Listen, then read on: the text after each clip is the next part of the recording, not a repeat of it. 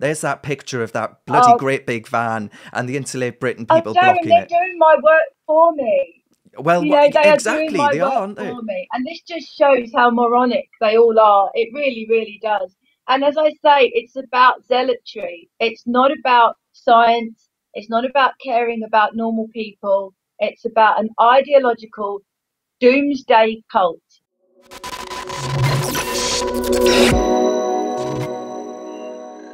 Hello and welcome to Reasoned UK, the channel that asks you to think more and follow less. If you enjoy today's content, please do consider hitting that subscribe button and the little notification bell to make sure that you don't miss out on any future content. Now, as you'll be well aware by now, the leaders of the world have been gathered in Glasgow for a glorified green orgy, better known as COP26.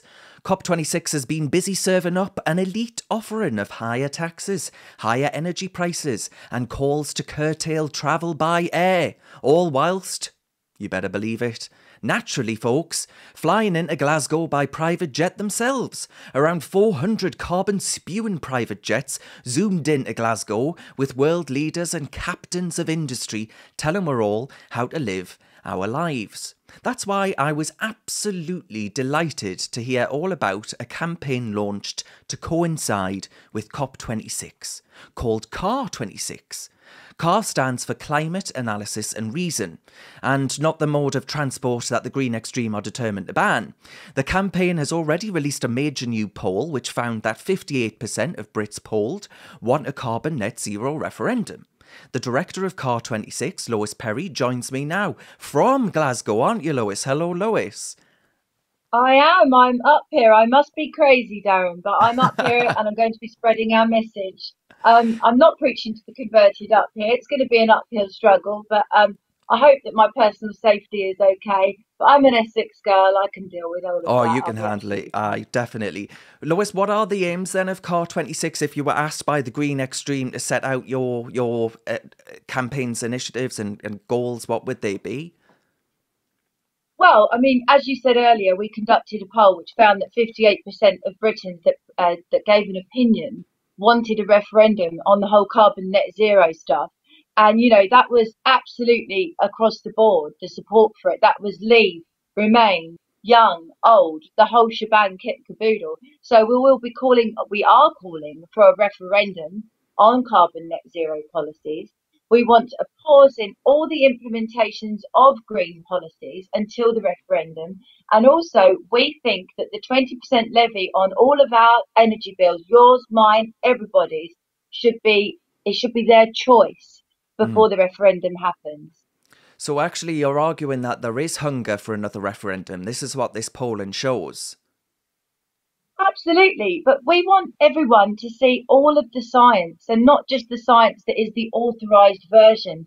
There are lots of scientists that don't agree with the alleged mainstream consensus about carbon and global warming and all of that kind of stuff, but we don't hear from them, Darren, because they've been banned, officially banned, actually. I saw a document by the BBC it's unbelievable, from actually having a voice. And so we want the British public to have all of the information and make a rational analysis, a reasonable analysis of the climate issues, because we feel that the British public, when they know that they've been duped, and I personally believe they have been duped by this climate stuff, they're going to be very, very, very angry. And Lois, you don't have to be a conspiracy theorist to reckon that actually what's going on here with all of the mainstream broadcasters signing a climate pledge saying that they have to put forward these sort of opinions as far as the climate change and net zero is concerned. All of them signed up for it, I think, apart from the likes of GB News, right? Where they're all saying that they... Exactly. That's what I was about to say. Thank God for them, because there is nothing in the way of, you know, my channel and others, a few others like that, that are actually allowing the dissenting voices to actually be heard. Now, Lois, the Prime Minister has actually ruled out a net zero referendum. I just want to play this clip of him talking about this and then just have you respond to it, if that's all right.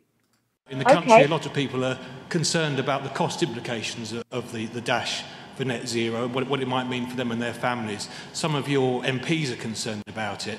About a week ago, a poll suggested that a majority of people would like to see a referendum on the idea of net zero. Would you, as a seasoned referendum campaigner, would you think about that? Thanks, Mason. Look, I just want to say one thing about the overall economics of it. First of all, if we don't do this, if we don't fix our climate, it will be an economic catastrophe as well as an environmental catastrophe, right? I think people need to understand that as point number one. This is the only way to fix this is to reduce CO2 and tackle climate change. So, Lois, is he right there? Do you just not understand this? Are you just, are we all on this side of the argument just complete brain dead, thick morons that need to be educated? Is that what he's getting at? I clearly don't agree with what he just said at all. And actually, I don't think Boris Johnson actually agrees with what he just said. I mean, in the past, he has said that he agrees that climate change, the science is dubious, and actually that he agreed with Piers Corbyn. And in actual fact, he rated Piers Corbyn so highly that he got him to do his weather forecast, long-range weather forecast, when he was Mayor of London for the Olympics. I completely disagree with Boris Johnson. I believe that the only economic damage will be the damage that is done to the ordinary people and the businesses that can't afford to heat their homes, that are forced to have all these expensive bits of kit that are unreliable and don't work, from electric cars to the heaters in the homes that don't work properly, to even the wind turbines and all of the solar panels that have to come in from China. The only reason that they can produce energy at the price that they are, which is still 3 times more expensive than fossil fuel energy, is because they're still using coal to make their electricity to produce these items, which we then buy. The whole thing is completely farcical. We're just handing over all of our power to China, who will actually end up producing the energy for the entire world.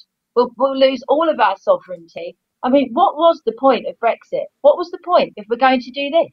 Yeah, I think that's right. And I'm wondering then, what would you say to people that say, well, I agree with what Lois is saying, that makes sense, that's common sense, and actually we shouldn't bankrupt Britain essentially for just to hand over all of our power and the West's power indeed to the Chinese Communist Party. But why? Yeah, why? But then what would you say to people that say, but you see, I am actually someone that cares about preserving the environment for the next generation? What would you say to those people? I would say that there is a huge amount of evidence that suggests very, very strongly that there is actually nothing to worry about at all. And the fact that they have not been allowed to see this evidence is suspicious in itself. There are lots and lots and lots of eminent scientists that believe that temperature, that in actual fact, that carbon increases when the temperature goes up, and it's not the other way round. So in actual fact, this could be, and is highly likely to be, natural circular activity of the globe going back over millions of years. I mean, we actually haven't had any warming for the past 7 years. Melanie Phillips wrote an extraordinarily well-researched and brilliant article recently calling this a cult, because when you have a cult, you can't have any questioning. And this is what this is all about. You can't question it. It's a cult. It's about the elites making decisions where huge amounts of money will go into the back pockets or the front pockets of people that have got investments in electric cars, renewable energy, and everyone else is going to have to pay for it. It's a folly, and the people will be really angry when they find out they've been duped, really angry. Now, Lois, one campaign, Insulate Britain, an offshoot of the green extreme group Extinction Rebellion, that's a campaign that's imposing its activists in front of ambulances on our roads, some of our busiest roads. It's disgraceful. Who's funding it, Darren? Well, exactly. That's a good question. I mean, they're blocking mothers trying to get their kids to school, and hardworking Brits. They don't care. They're zealots. Yeah, trying to make an honest living, right? Trying to get to and from work. They're being blocked from doing that. But yesterday, you would have seen this. Yesterday, we saw what has to be, I think, the greatest image of their counterproductive campaigning efforts so far, in which a lorry carrying insulation, which is supposed to be what they're there to bloody campaign for, was blocked by their own activists. What do you reckon this campaign are actually going to end up achieving in the end? There's that picture of that bloody great big van and the Insulate Britain people blocking they're it. doing my work for me. Well, you know, they exactly, are doing my they work are, aren't they? for me. And this just shows how moronic they all are. It really, really does. And as I say, it's about zealotry. It's not about science. It's not about caring about normal people. It's about an ideological doomsday cult, and it needs to be exposed. And the British public agree with me, and the Tories need to start listening, because the huge figures on the polling that I did show that the main people that are concerned, well, everyone was across the board, over 50%, as I've said, but with working class Northern Wall women, actually 25 to 49, it was extraordinary. You know, nearly 70%, if you looked at it like that. They wanted a referendum on the carbon net zero stuff. You know, the Tories need to sit up and listen. I mean, Labour, oh my God, there's no point even bothering with them. They're sitting there. You know, they just want mass control, government running everything, people on universal basic income. I used to be a Labour supporter. I just see myself as a libertarian now. I mean, do you therefore think this is a sort of a left-right issue? Do you think that there are primarily those on the left who think actually, you know, the state stepping in and saying, well, we've got to ban X, Y, and Z, and those on the right saying, oh, actually, I feel a little bit well, I guess it doesn't sit well with me as far as that, given the state that level of control is concerned. Is it a left-right split, or do you see people across the piece being really concerned about this? The polling showed that it was over 50% Labour and Tory and Leave and Remain. So there is concern on every side. But there is a lot of people that believe in the whole concept of the watermelon, you know, that it's green on the outside, but red on the inside. Red obviously meaning communism. And I don't think people have any concept whatsoever of how much our individual liberties will be curtailed by all of this green policy, all of these different things, even electric cars. I mean, if you talk to black cab drivers about how they personally feel about being forced to buy electric cabs when they can't even complete a full day's work without running out of charge, you know, they're absolutely livid and they're not being given a choice. If people want to have electric cars, then that's great. That's their choice. You know, if they want to run the risk of running out of battery constantly, then that's great. But it should not be forced on people. It makes me very, very angry, and I think it's making Britain angry too. What do you think then are the alternatives? So what would you put forward? Would you just say, all right, well, you know, we should all be able to do what we want in some great big libertarian crusade? Or do you think actually, you know, we should just say, well, hang on a minute, let's look at this, and sensibly, let's look if the technology, because all of this is a wing and a prayer, right, isn't it? In the hope that there's some grand technology coming through. And it's the technology's not there yet. As you've just said, electric cars, you kind of get to A and B like you need to. So no, you can't. What would you say then? The problem is, Darren, because of the green policies, all of the investment and R&D that should be going into making fossil fuels and traditional fuels and energy supply cleaner and less emissions. I'm not talking about CO2. I'm talking about emissions, pollution, nitrous oxide, lead, things like that. All of the R&D money's been withdrawn. So at the moment, we've got a situation where we are not putting the investment into making it as non-polluting as possible. We're withdrawing all the money and putting all our faith, and let's get this straight, it is faith and belief, because it's not factual. As you say, it's a wing and a prayer, into EVs, renewables, and we should be actually looking at, and if the planet is warming very, very slightly, as I say, it has been cooling for the last 7 years, then why don't we look at ways of exploring how to cope with the very tiny temperature increase that apparently is happening? This is, as I say, it's a cult. And one thing that gets me, right, we're turning around to economies like India, for example, in which they are using fossil fuels to lift out some of the the world's poorest people, because there are very poor communities in India. It's thought of as being some, the world's biggest democracy. It's doing really well, but actually there are some very poor communities. Absolutely. So it's lifting those people out of some of the worst abject poverty that this country can only imagine. And they're being told, no, you can't do that. You can't do what we did. You can't develop your economy. You cannot do that. So they're going to be kept poorer. And then some of the worst, if you're talking about the global south, right? And if the world is going to get warmer and all the rest of it, you're telling the global south that they can't develop their economies in order to be better able to mitigate the costs of a warmer climate, if that is really coming. Does that make sense? It just doesn't sit right with me.